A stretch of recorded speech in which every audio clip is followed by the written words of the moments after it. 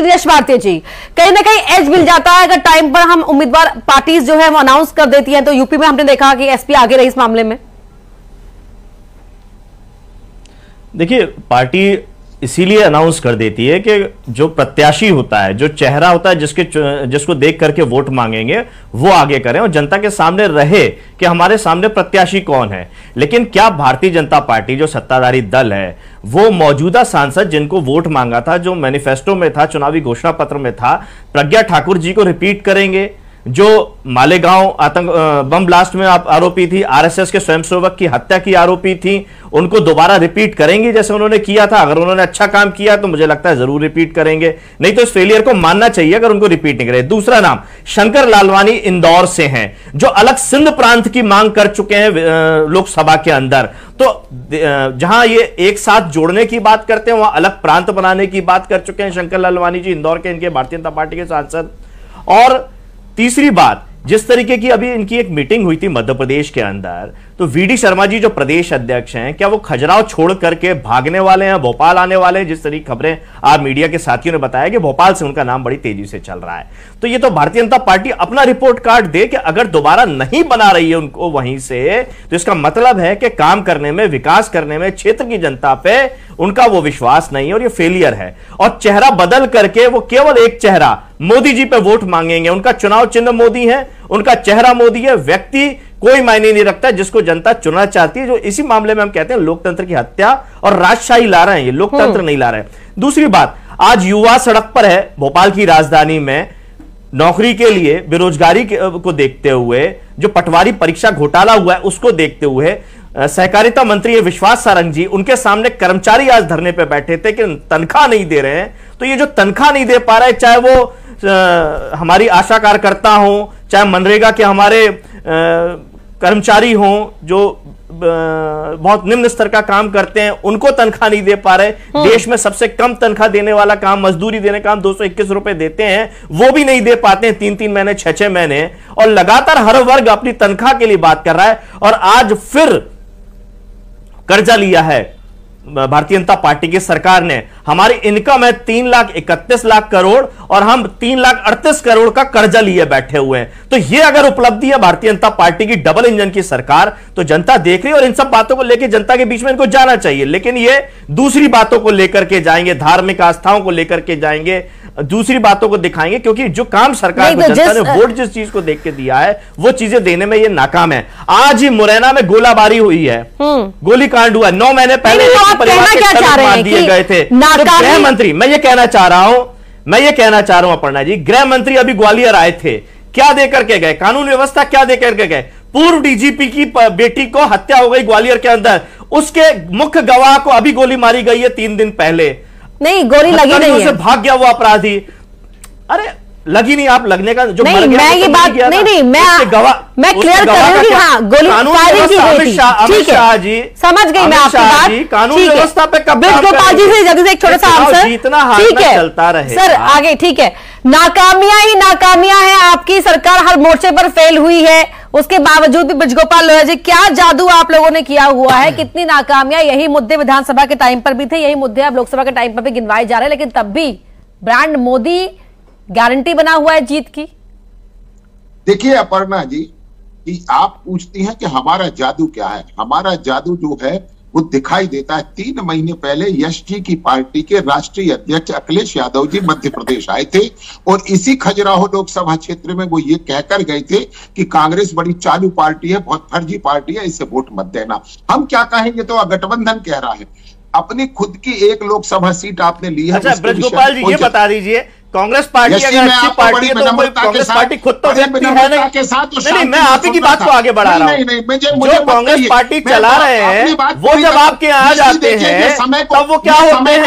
यश भारती जी, देखिए आप बिना इंटरेस्ट के सुनते रहे, आप भी तो एक और मेहमान है, उनको शामिल सुनना चाहता हूँ। सुन लीजिए मैं उनकी बात और अच्छे से सुनना चाहता हूँ कि वो कांग्रेसी कौन होते हैं जो भारतीय जनता पार्टी में चले जाते हैं, उन कांग्रेसियों के बारे में भी बता दीजिए। वो आरपीएन सिंह जी को जो राज्यसभा भेज दिए जाते हैं, वो अशोक चौहान जो राज्यसभा भेज दिए जाते हैं, मनोज पांडे भी गए हैं, सुन लीजिए। नहीं, यश भारती जी, आपसे ये उम्मीद नहीं करती हूँ मैं, आप तो बहुत नहीं, हम बौद्धिक वर्ग की तरह डिबेट करते ना।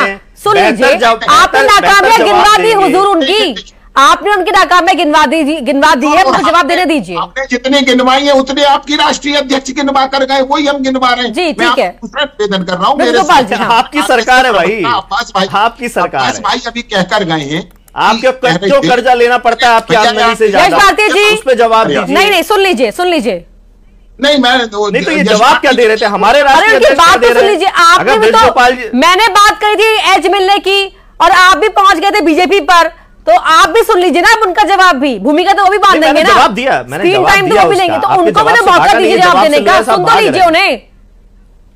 विश्वास करके चुनाव में जा रहे हैं और इस चुनाव में इस विश्वास के साथ जा रहे हैं कि जो एक सीट हमारी छूट गई, मेरा वही तो सवाल है, तनख्वाह नहीं दे पा रहे हैं, कर्जा ले रहे हैं, आमदनी से ज्यादा कर्ज, उस पर जवाब नहीं दे रहे हैं। और 2024 में लोया जी की आवाज सही नहीं आ रही है, मुझे सही नहीं आ रही है उनकी आवाज। कि ये आप मेरी बात का जवाब दे पाएंगे क्या कि अखिलेश यादव ये कह के मध्य प्रदेश में गए थे कि नहीं कि बहुत चालू पार्टी है, बहुत फर्जी पार्टी है? जवाब दीजिए ना, आपके पास जवाब नहीं है। आप देखिए, मैं आपसे फिर जवाब जब हमारे राष्ट्रीय अध्यक्ष जी ने जो बात कह दी वो कह दी ना। एक और मेहमान जैसे तो नहीं ना कि चुनाव के बाद गोपाल लोया जी शांत हो जाइए, एक और मेहमान है डिबेट पे शामिल कर देते हैं, फिर आगे मैं आपके पास आऊंगी। सूर्य प्रकाश मैथिल जी, धन्यवाद। पहले तो सभी दर्शकों को, पूरे देश को भारत माता की वंदे मातरम और जय जय श्री राम। कट के आ रही है। और मैं कांग्रेस के प्रवक्ताओं को कहना चाहता हूं, आईना जब भी उठाया करें पहले देखा करें, उसके बाद दिखाया करें।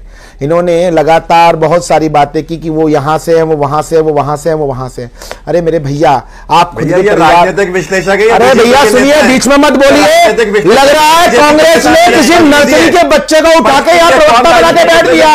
आपको सेंस नहीं है, पहले सीख के डिबेट कैसे करते हैं। बीच में मत बोलो, बीच में मत बोलो। अरे सेंस सीख के डिबेट कैसे करते हैं? यहाँ मत करो। ये भागने वाले लोग जाके ना सीख के आओ कैसे बात होती है, समझ में आ गया? यहाँ बीच में मत बोलो, आपको पूरा सुनाना मैंने, सुनाना मैंने, आप क्यों बोल रहे हो बीच में? अगर भाजपा के नेता हो, संघी हो, तो बोल के बैठो, बनाओ। एक बड़ा चैनल है,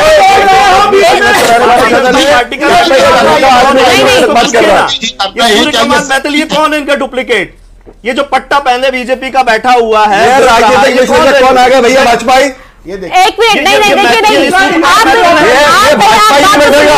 देखिए, मुझे आपत्ति है, ये आपत्ति है, सबको आपत्ति है। भाजपा लिखी है तो आपका चैनल एक साथ रखता है, आपका चैनल एक भरोसेमंद चैनल है। ये भाजपा ही नहीं बैठेगा, ये भाजपा ही नहीं बैठेगा भैया। बीजेपी का जनता के साथ कौन है? आपसे समय कौन है? शांत हो जाइए। कौन है? नहीं, ये आदमी कौन है? चलेगा, साफ बात। ये जो नाम बदल रहा है, भाजपा का व्यक्ति अपने आप को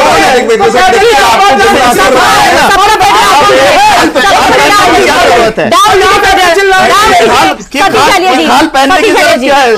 खुल के आए ना भाजपा प्रवक्ता, खुल के आइए भाजपा प्रवक्ता। अरे ये झूठा आदमी बन गया यहाँ पे, आपके इतने बड़े चैनल में गुमराह करके ये भाजपा का सक्रिय सदस्य चुनाव भाजपा ही है। सबका फेडर डाउन कर दीजिए पीसीआर, समय व्यर्थ करने के लिए नहीं, हम वहां डिबेट करते हैं ना। व्यक्ति का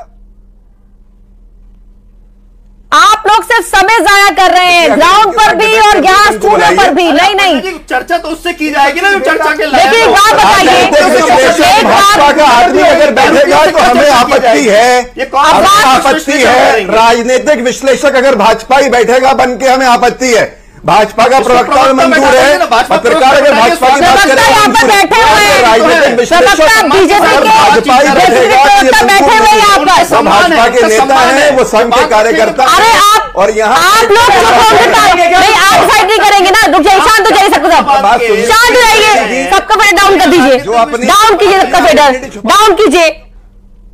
देखिए, वो यहाँ पर अगर पॉलिटिकल एनालिस्ट के हैसियत से है तो उन्हें समय दूंगी, मैं बुलाया है हमने उन्हें। काम नहीं करते ना, हमारा पुराना सारा समय आपने वेस्ट कर दिया। दिया नहीं, व्यक्ति को प्रकाश जी ने बात कही है, शांत कर दीजिए, इनको बैठा ऑन कर दीजिए, बैठाइए, हमें कोई आपत्ति नहीं है। आप भाजपा नेता लिखिए, अरे वो अपनी आइडेंटिटी छुपा के आप सबको गुमराह क्यों करेगा? ये मंजूर नहीं, हमें मंजूर है ही नहीं। आप उसके आप व्यक्ति की, अरे आप लोग सारा समय व्यर्थ कर रहे हैं, कोई नहीं सुन रहा है, कोई कुछ हासिल नहीं हो रहा है, स्मार्ट डिबेट से कुछ हासिल नहीं हो रहा है, ना बात हो पाई है किसी मुद्दे पर, ना कोई विषय पर हम समझ पाए, चर्चा कर पाए। ये राजनीतिक विश्लेषक हटा दीजिए। नहीं, आप ही बताएंगे ना, आप ही बताएंगे कि किसे बुलाने का वाला है, आप ही बताएंगे, राम भक्तों का हत्यारा लिखवाइए अपने नाम के आगे, आप ही बताएंगे। व्यक्ति को अपना चंद्र में दुरुपयोग क्यों करिए? क्यों करे दुरुपयोग? ठीक है, नहीं क्यों मान लें इसको?